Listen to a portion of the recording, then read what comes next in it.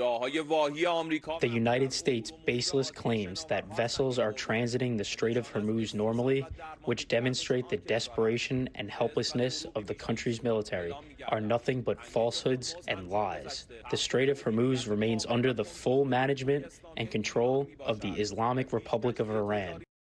Really? Iran claiming it has complete control over the strait? Really? This comes as Iran's foreign minister issues a warning saying, quote, the U.S. has long miscalculated due to intelligence failures. Case in point, the war in Iran. Now an even bigger miscalculation on the Strait of Hormuz. The tough talk comes after President Trump said the U.S. has, quote, total control of the waterway and thinks we will keep it. Retired four-star General Jack Keane is here to react. He's also a senior strategic analyst and chairman of the Institute of Study of War. General, who's right?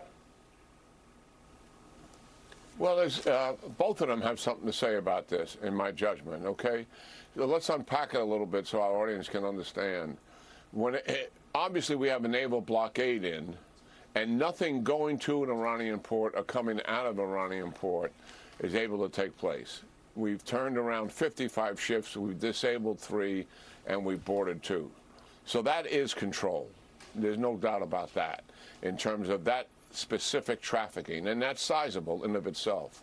The second thing the United States is doing, we have successfully demined more than one route in the Straits of Hormuz, and obviously that has long-term implications itself. And then we're transiting ships along the southern route off the coast of Oman, and CENTCOM is doing that.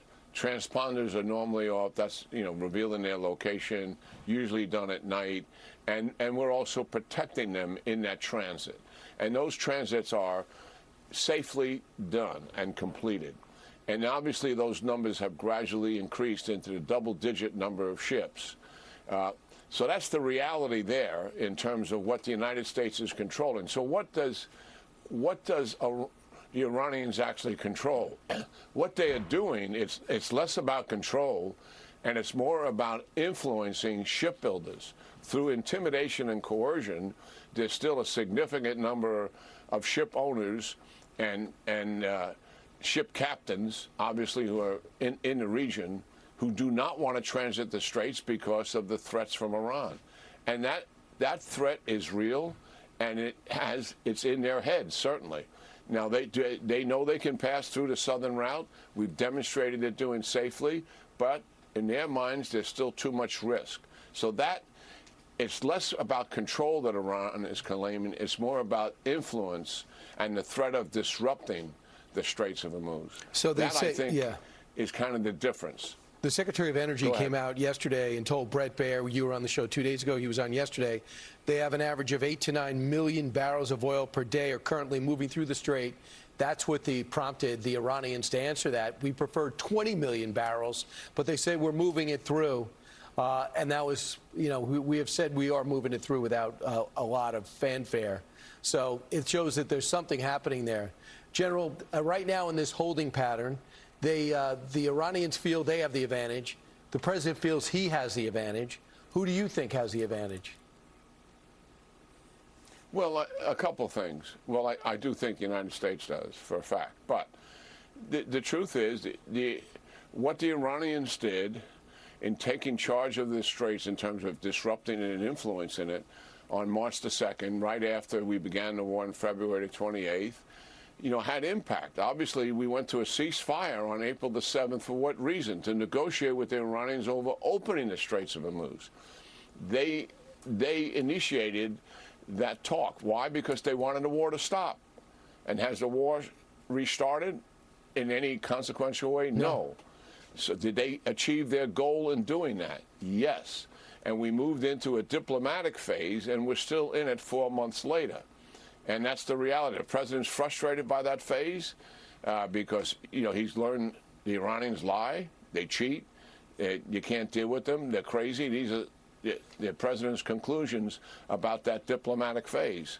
And we're applying increased economic pressure, what Secretary Besson is doing, in epic economic fury is really significant. And, the details of that, I think they'll reveal more of it. And that, when you add it on to the blockade, is quite dramatic. But No one knows if that's going to force the Iranians to take a knee here or not. I don't even think the Iranians know. I think what the Iranians want to do is resist all of that. They don't care about the suffering of their people. They believe time is on their side, and they'll ride this thing out as best they can. I believe that is their intention number one. Their intention number two, as we get closer to the midterms, is likely to increase violent and aggressive activity, believing that the administration will not react to it in any consequential way because it'll drive up oil prices prior to the election. That would be a fundamental miscalculation on their part once again, because the president has lots of tools in his hands here, and he can retaliate and likely would very aggressively retaliate regardless of the midterm elections. That is the lever, obviously, we have. All right, and we watch things change on a regular basis. Things can change, drop of a hat, especially if there's some violence directed at our bases in the region. General Jack Keane, thanks so much. Yeah, great talking to Brian. Have a wonderful. Be sure to like and subscribe for all the Fox News latest on YouTube and catch full shows streaming now on Fox One.